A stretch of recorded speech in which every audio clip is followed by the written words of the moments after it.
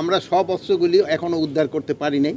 আমরা অস্ত্রগুলি উদ্ধার করার চেষ্টা করতেছি এবং আল্লাহ দিলে হয়তো ইলেকশনে আগে আরও অনেক অস্ত্র উদ্ধার হয়ে যাবে এবং ইলেকশনটা যেন আপনাদের সহযোগিতায়, জনগণের সহযোগিতায় ভালোভাবে হতে পারে, এই জন্য আমরা অবশ্যই চেষ্টা করব। রাষ্ট্র মন্ত্রণালয় থেকে আমাদের ডিরেকশন, যেই ঘটনা ঘটে ওটা সত্যিটা প্রকাশ করে দেওয়া, এটার ভিতরে কোনো লুকোচুরি করার কোনো কিছু নেই, যা ঘটে তা প্রকাশ করে দেয়। এটাই যদি হয় সেই সময় জনগণ সচেতন। তো কিছু সংখ্যক তো স্বার্থবেশী লোক থাকবেই, যারা সব সময়ই একটা প্রবলেম ক্রিয়েট করার জন্য চেষ্টা করবে। এই জন্য আমি যেই সব রাজনৈতিক দলগুলি এই পুলিশের সাথে এবং অন্যান্যের সাথে একটা বিভেদ করার চেষ্টা করছে, তাদের অনুরোধ করব আপনারা নিজেরা ভিতরে আপনারা করবেন। আমাদের সাথে তো রাজনৈতিক দলের কোনো বিভেদ থাকার কথা না। আপনারা কাজ করবেন, আমাদের কাজ করবেন। আমাদের কাজ হলো আইন শৃঙ্খলা রক্ষা করা, আর আপনাদের কাজ হলো জনগণের কাছে যে ভোট আদায় করা। আপনারা তাদের জন্য চেষ্টা করবেন, আর আমরা হলো জনগণের জন্য যেন তারা সুখে শান্তিতে থাকতে পারে ওটার ব্যবস্থা করার দায়িত্ব হলো আমাদের। যেমন কোনো দোকান যেন কোনো রকমের আইন শৃঙ্খলা পরিস্থিতি যেন অবনতি না হয়, এগুলো দেখার দায়িত্ব হলো আমাদের।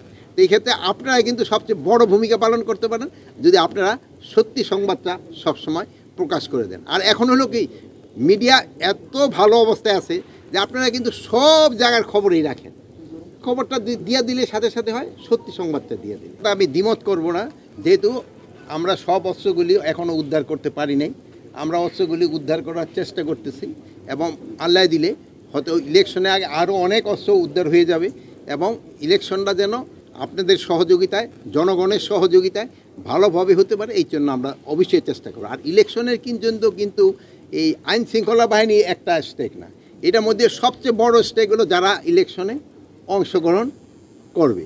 2 নম্বর হলো আপনার ইলেকশন কমিশন, তারপরে হলো প্রশাসন, আর তারপরে হলো আমরা আইন শৃঙ্খলা বাহিনী।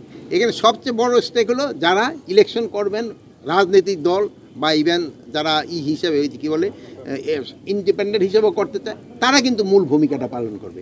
এখন তারা যদি সবাই সহযোগিতা করে, আমাদের পক্ষে ইলেকশন করা সম্ভব, কোনো অসুবিধা হবে। আগে দেখেন মামলাগুলি অগ্রগতি কিন্তু অলরেডি কয়েকটা মামলা কিন্তু শুরু হয়ে গেছে।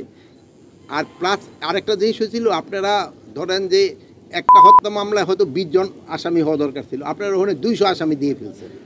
এখন এই জন্য ইনভেস্টিগেশনের সময় বেশি লেগে যায়। তা আপনারাই কিন্তু আমাদের সবসময় বলছেন যেন নিরাপদ ব্যক্তি যেন কোনো অবস্থায় শাস্তির আওতায় না আসে। এই জন্য আমাদের কিন্তু এটা আরও বেশিভাবে দেখতে হয়। অনেকে নিজেদের স্বার্থ সিদ্ধির জন্য অনেকে কিন্তু কিছু নিরীহ লোকের নাম দিয়ে দিছে, এই জন্য কিন্তু সময়টা বেশি লেগে যায়। যদি তারা অ্যাকচুয়াল আসামিদের নামটা দিত, তবে কিন্তু এত সময় লাগতো না।